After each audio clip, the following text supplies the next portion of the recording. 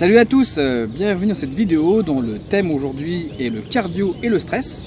Je suis accompagné aujourd'hui de Benjamin Sarfati. Salut Benjamin. Salut Jimmy, salut à tous. Alors je te fais une brève présentation. Benjamin est 5e d'un cadre Krav Maga. Il est aussi le président du MMA Factory et donc coach de combattants professionnels donc de MMA.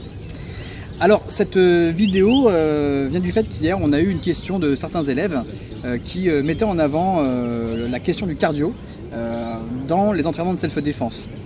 Donc du coup, bon, ça tombe bien que je te pose la question puisque tu as à toi un double cursus à la fois donc en tant que coach de MMA et on peut dire coach aussi de Krav Maga, donc de self-défense. Quelle distinction tu ferais donc entre les deux et surtout avant tout, pour toi le cardio, comment tu l'aborderais dans notre discipline? Écoute, il y a plusieurs questions dans ta question, c'est les deux disciplines et ensuite la question de cardio. Concernant les disciplines, je pense qu'elles sont bien plus proches que les gens l'imaginent. Le MMA est assez proche du Krav Maga puisque c'est une discipline sportive qui allie différents types de combats, combat au sol, combat debout, combat à la lutte. Et ce sont beaucoup de thèmes qu'on va retrouver au sein du Krav Maga. Donc déjà, je trouve qu'on a une vraie consanguinité entre les deux disciplines. Voilà. Donc concernant le cardio, le cardio doit se travailler dans le format de la discipline. Je m'explique. Un coureur de fond travaille son cardio en courant, justement sur des longues durées. Un nageur travaille son cardio sur des nages selon la durée dans laquelle il va faire ses compétitions, etc., etc. De la même façon qu'un sprinter va travailler sur l'explosivité sur des temps plus courts. Donc on ne va pas travailler les mêmes choses. Donc je disais que le cardio doit être vraiment propre à la discipline et au format. Donc je cours 1 km, je m'entraîne sur du 1 km, je cours 10 km, je m'entraîne sur du 10 km. Voilà. Je dois m'adapter, je sprint, je travaille l'explosivité, je travaille sur ce ne sont pas les mêmes fibres et en même temps c'est pas le même cardio. Donc ça me rappelle quelque chose. À une époque, justement, à l'époque où je faisais de la lutte à livrer, du JB avec des copains, on avait envie pour certains d'améliorer nos performances de cardio au travers par exemple de faire je sais pas, du vélo, de la course à pied, etc. Et on se rendait compte qu'il n'y avait pas tant de bénéfices que ça. Et qu'au final, il suffisait juste de faire du combat et finalement le cardio était voire meilleur que ceux qui parfois couraient. Complètement. Je suis tout à fait d'accord. La course, le vélo, c'est très bon, ça entraîne notre cœur et donc ça fait travailler la pompe à sang et c'est très bon pour l'entretien, pour le maintien. Mais néanmoins, je peux courir 15 km et ne pas tenir 2 minutes dans un ring. Voilà, c'est juste de la même façon que moi par exemple quand j'ai commencé le MMA, j'avais l'habitude des combats debout du Krav, j'avais l'habitude de faire un peu de kick. Et quand je suis arrivé au sol, j'ai pas tenu longtemps parce que c'est pas le même cardio, c'est pas la même dépense d'énergie, c'est pas le même effort. Et donc du coup je me suis retrouvé complètement asphyxié en quelques secondes. Et donc voilà, c'est important de travailler chaque domaine qui nous intéresse dans la self. Donc si on faut se mettre un petit peu au combat au sol, mettons-nous au combat au sol pour travailler ce cardio au sol, pour travailler aussi cette forme de cardio. Travaillons sur le format debout, travaillons à la lutte, mais exerçons-nous aussi avec des formats qui sont compatibles ou qui sont proches de ce qu'on est susceptible de rencontrer dans la rue. Tu me parlais à un moment donné d'un gars qui était venu à l'entraînement chez vous. Oui, on a eu un gars qui était un coureur, je ne sais plus sa spécialité, si c'était le 800 mètres ou le kilomètre ou les 10 km, mais un vrai champion. Donc avec donc un cardio d'endurance très développé.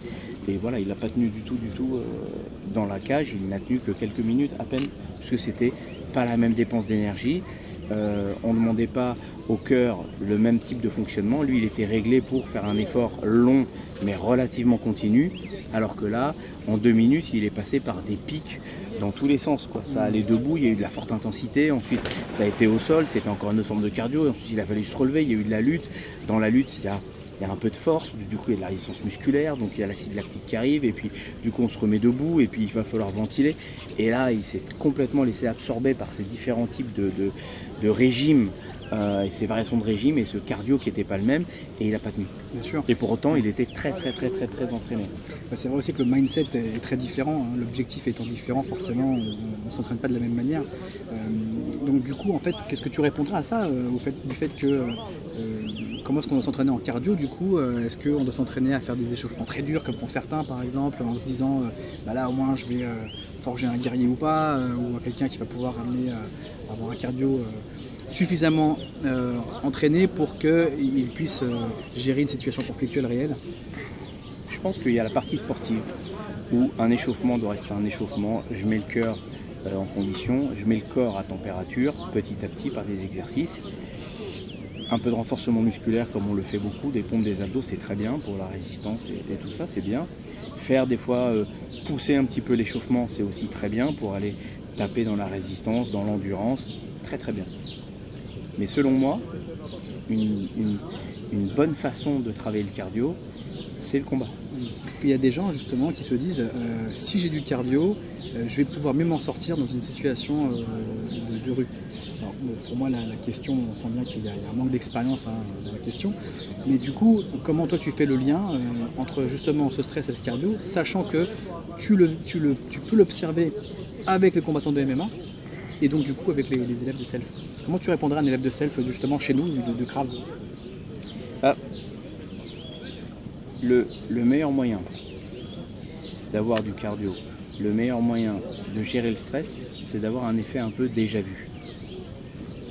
Si je me suis déjà retrouvé dans une situation de stress, quand elle revient, j'ai une plus grande facilité de la gérer, puisque j'ai un peu un effet mémoire, et donc j'arrive à gérer ce stress, je ne suis pas dans l'inconnu.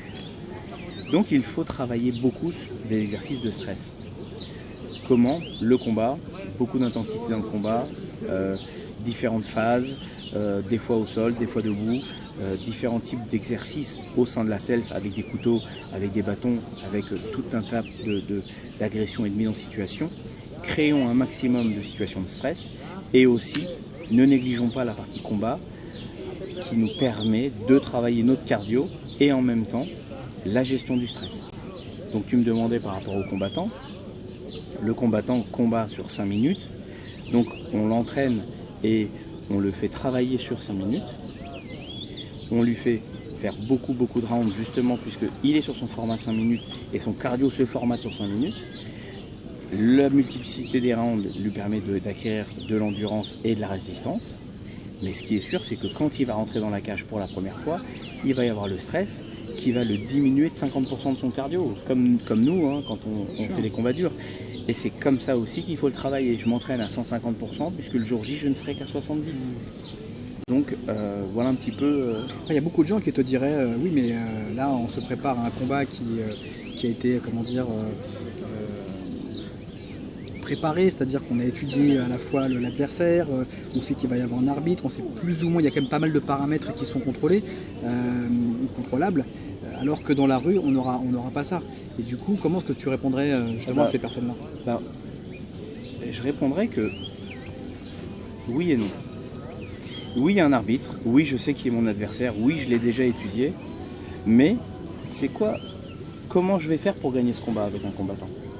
Comment je vais le gagner ce combat, en fait? Par une stratégie. La stratégie va être de se dire, ok, j'ai en face de moi un lutteur, je vais faire en sorte qu'il ne me touche pas. J'ai en face de moi un striker, je vais essayer à l'inverse d'aller le coller ou d'annuler sa boxe. J'ai une stratégie. La self, on a une stratégie. Notre stratégie, c'est de partir. Notre stratégie, c'est de fuir. Notre stratégie, c'est de se mettre en sécurité le plus tôt possible. À du moment où j'ai ma stratégie, j'ai quand même aussi les frappes dans les parties génitales que je n'ai pas, j'ai les frappes dans les yeux que je n'ai pas, j'ai des morsures, j'ai des choses un petit peu innées de défense voilà, qui nous sont propres à nous, un peu bestiales, primaires, mais qui fonctionnent. Mais j'ai une stratégie, gardez bien ça en tête. Quand on fait des exercices lors des cours, quand on met de la lutte, Moi, par exemple, je vais dire, il y a un boxeur A, un boxeur B, il y en a un qui doit à tout prix lutter, l'autre qui doit ne pas se laisser lutter. Bah, je me mets un petit peu dans le thème de la self. La stratégie de la self, c'est de partir.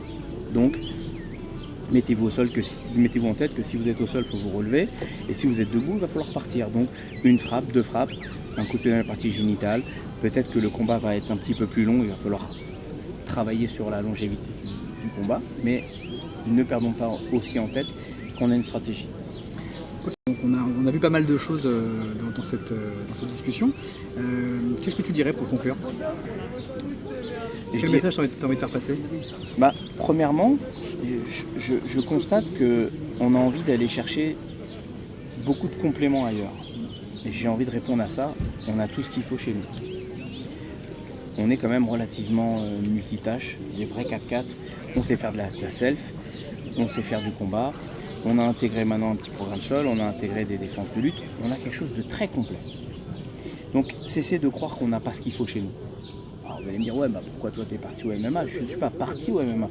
J'ai eu cette envie de faire de nouvelles choses. Et je trouve d'ailleurs que les deux disciplines sont très proches. Puisqu'on travaille les trois dimensions du debout, de la lutte et du sol. Et je trouve que c'est très intéressant. Néanmoins, j'ai envie donc de dire à nos pratiquants, on a tout ce qu'il faut chez nous. Ne négligez pas la partie combat, qui est une partie extrêmement importante, tant pour travailler votre mental, que pour travailler votre endurance, que générer des situations de stress, que vous donner une réalité un petit peu des choses. Et bien sûr, le thème du jour, vous donnez aussi du cardio. Donc ne négligez pas cette partie-là. Le combat, il faut le travailler, c'est très important. Et là-dessus, on va rajouter en plus la self. Ce qui va faire de nous une discipline extrêmement complète. Voilà. Ok, super. Écoute, merci Benjamin pour ce moment. Merci Jimmy, merci à tous. Et puis j'espère vous retrouver donc bientôt pour un tout nouveau thème. Voilà, salut à tous, à plus. Ciao. Bye.